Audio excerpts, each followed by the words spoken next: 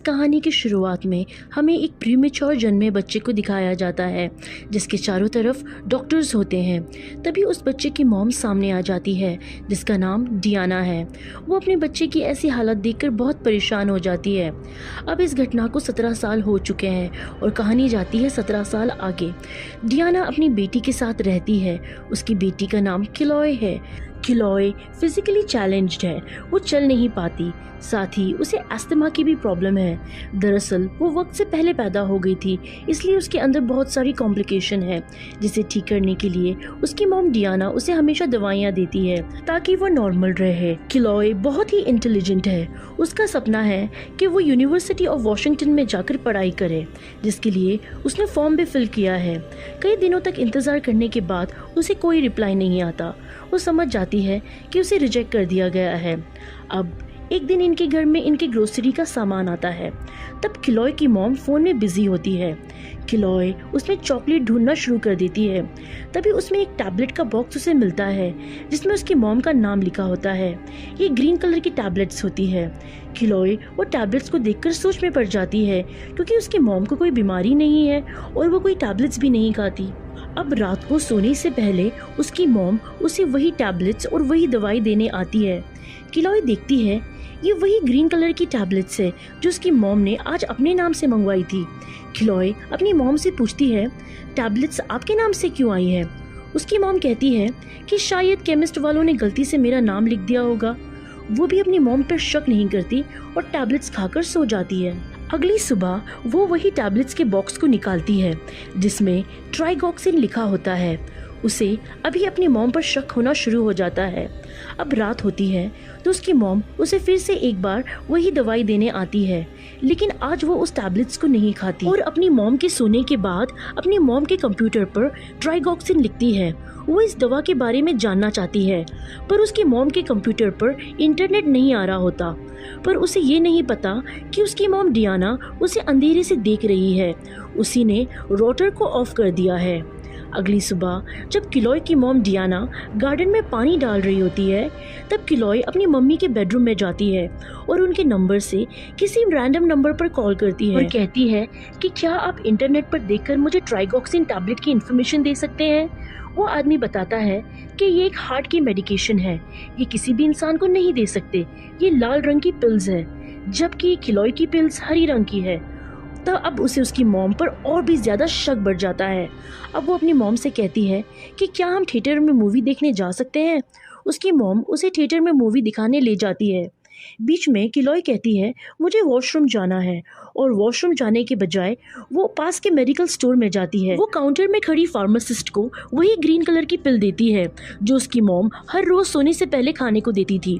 वो फार्मासिस्ट से पूछती है कि ये किस बीमारी में दी जाती है। दरअसल किलॉय की मॉम इसी मेडिकल स्टोर से दवाई लेती थी। फार्मासिस्ट कहती है कि तो ये तुम्हारी मॉम की दवाई है, आई एम सॉरी मैं तुम्हें इसके बारे में नहीं बता सकती। किलॉय कहती है कि मैं मेरी मॉम के साथ एक गेम खेल रही हूँ।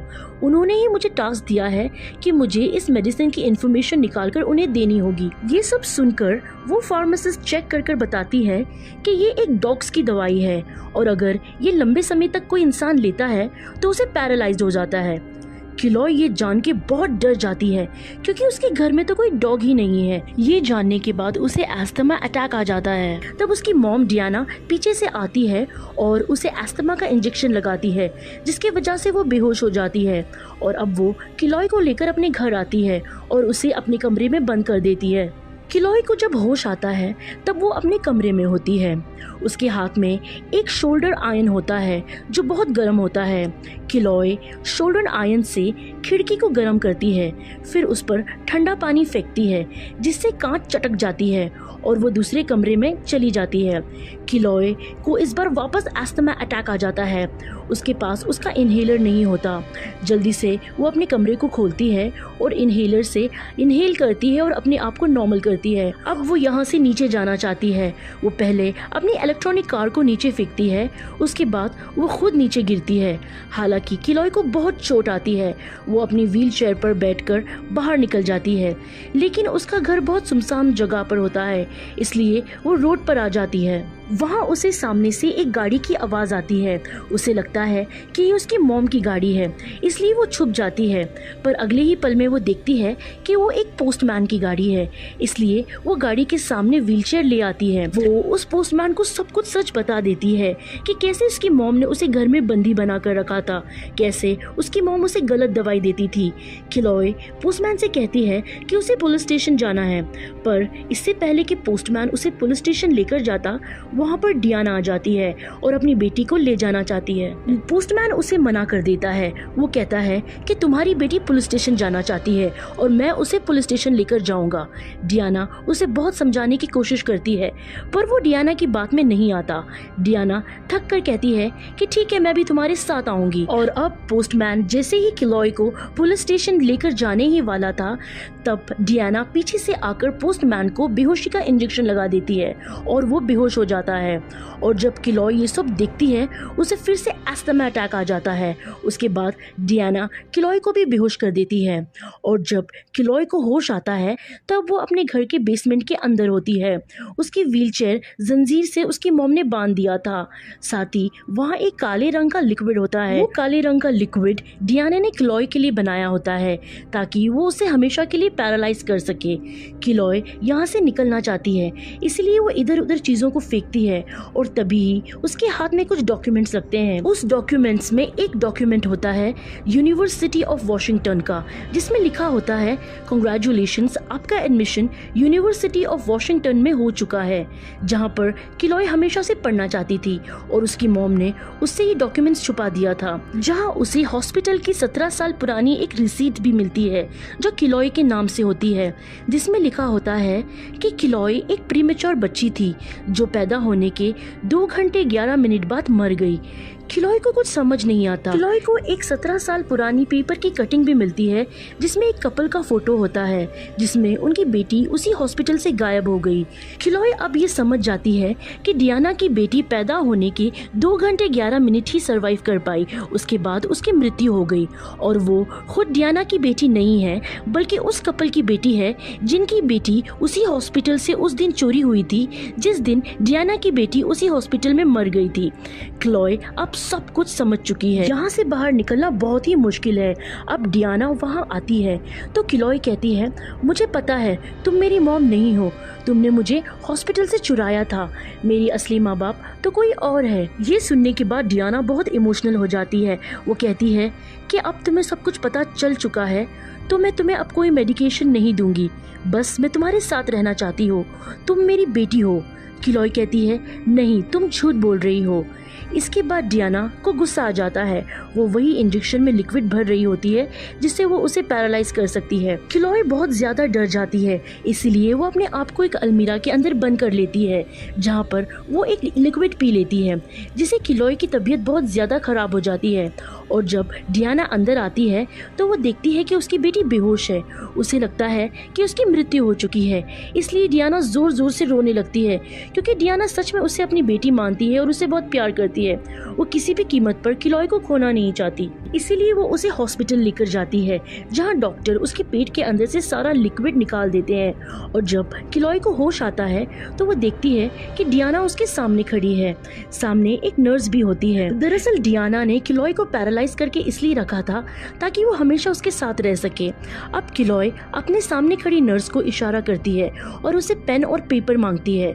नर्स उसे पेन और पेपर देती है क्योंकि वो उसे लिखकर कुछ बताना चाहती है। और तभी इमरजेंसी अलार्म बज जाता है जो डियाना ने बजाया है और नर्स को वहां से जाना पड़ता है। इसके बाद डियाना अंदर आती है, अपनी बेटी के मुंह से फुट पाइप को निकालती है और उसे व्हील चेयर पर बिठाकर बाहर लेकर जाने लगती है। जब नर्स क्लोए के रूम में आती है तो वो देखती है कि क्लोए वहाँ पर नहीं है। ये देखकर नर्स घबरा जाती है। तभी नर्स की नज़र उस नोटबुक पर पड़ती है जो उसने क्लोए को दी थी। क्लोए ने उस पर मॉम लिखा होता है। नर्स को उसकी मॉम पर यानी डियाना पर शक होना शुरू होता है, इसलिए वो सिक्योरिटी को बता देती है। वही डियाना किसी भी तरह क्लोए को यहाँ से बाहर लेकर जाना चाहती है। जब वो स्टेज तक पहुँचती है तो वहाँ सिक्योरिटी पहुँच जाती है, जो उसे गन पॉइंट पर ले लेती है और क्लोए को उनकी तरफ भेजने को कहती है। डियाना भी अपनी गन निकाल लेती है और कहती है कि मैं अपनी बेटी को सिर्फ अपने घर ले जाना चाहती हूँ। सिक्योरिटी वाले उसके कंधे पर गोली मार देते हैं, जिसकी वजह से वो नीचे गिर जाती है। इसके बाद किलॉय को रेस्क्यू किया जाता है। अब इस घटना को 7 साल बीत गए होते हैं और कहानी दिखाती है 7 साल आगे, जहां पर किलॉय को बताया जाता है कि वो बहुत बड़ी हो चुकी है। वो एक जेल में डियाना से मिलने जाती है। वो अपने पैरों से चलकर डियाना के पास जाती है और उसे बताती है, मैंने अपने असली माँ बाप को ढूंढ लिया है। मेरे पास एक अच्छी जॉब है, मेरी शादी हो चुकी है, मेरे बच्चे भी हैं। मैं अपनी ज़िंदगी में बहुत खुश हूँ।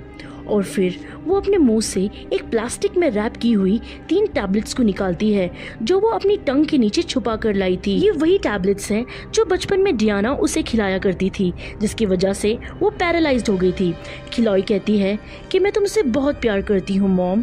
फिर उसे कहती है अपना मुंह खोलो। दरअसल डियाना को किलॉय ये टैबलेट्स इसलिए खिलाती है कि वो हमेशा पैरालाइज्ड होकर यहीं पर रहे, बाहर ना आ सके। और फिर वहाँ से किलॉय अपनी जिंदगी, अपनी दुनिया में वापस चली जाती है, जहाँ पर उसके पास सब कुछ है। और इसी के साथ ये फिल्म, ये कहानी यहीं ख़त्म हो जाती है।